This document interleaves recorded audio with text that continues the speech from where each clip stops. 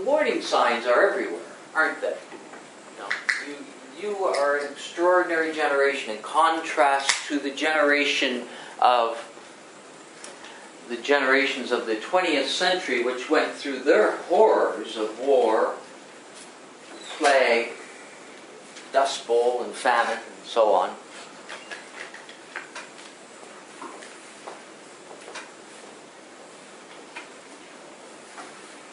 And then they confronted their collective mortality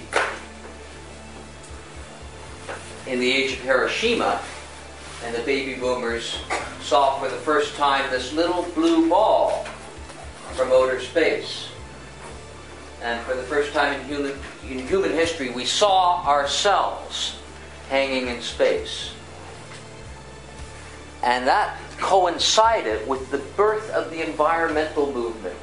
Environmentalists were around in the 1800s. They were around in the 1950s. There was a picture of Philadelphia, 1940s or so, not long ago. Philadelphia, not far away. It was an extraordinary photograph because the street lights were on and it was dark and it was noon. And that was the smog of the city. And today you can look, I don't know, probably on Google Maps, but you can certainly see the pictures on the internet. You can look over Beijing and you can look over the great cities of mainland China and you will see the brown smog from outer space.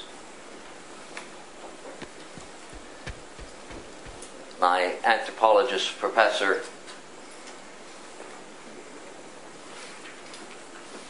was sitting with a bunch of Chinese scholars one sunny day at the Oak across the street. Wonderful place to have a pint. And after a while she noticed that all the Chinese scholars were all looking up the sky. She said, being a curious person, she said, what's with all the looking up at the sky? They said, well, where we come from, the sky is brown. The scale at which we're now... I want to tie this conservative nature of science to the condition that we're in, that the prophets of the modern age, inherently conservative, but what I've been hearing for 20 years of reading stories and reading reports and reading these scientists talk amongst themselves, not as an in-depth study, but as a curious hobby. And what I've constantly heard is that from them is that various experts saying in various fields and various regards, it's happening faster than we thought it's happening, and it's happening harder, higher, deeper, stronger. Whether it's the oceans, the carbon dioxide, and so forth. So that on the one hand, they're producing this science that says, well, trouble is coming. And that science is very conservative in estimating when it will come and how bad the effects will be of capitalism, of our production and consumption habits.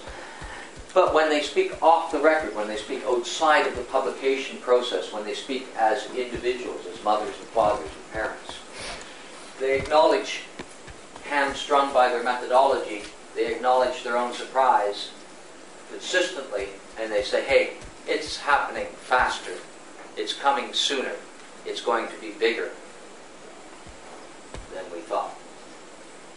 And when they say this, they're not just reflecting upon what they think might happen, but they're saying, hey, the report we were produced 20 years ago, or 10 years ago, or 15 years ago, it all has happened faster, bigger, stronger. That's curious. So for the rest of your lives, when you read these stories about the little birds and bees and fishes in the sea and the water rising around our ankles, remember that it comes from a particular type of knowledge production system that cannot say certain things clearly, that cannot go on the record and say certain things absolutely. And so you have to read between the lines, and you have to look at the water you're swimming in, and you have to look at the environment you're in. And maybe your world will be different than my world, but I grew up in a world where the ponds that I swam in are dried up, the rivers are dirtier, the air is dirtier, that sort of thing. And it's very curious to reflect reflect back after a very short life of just 50 years, to see one's own physical environment change so dramatically.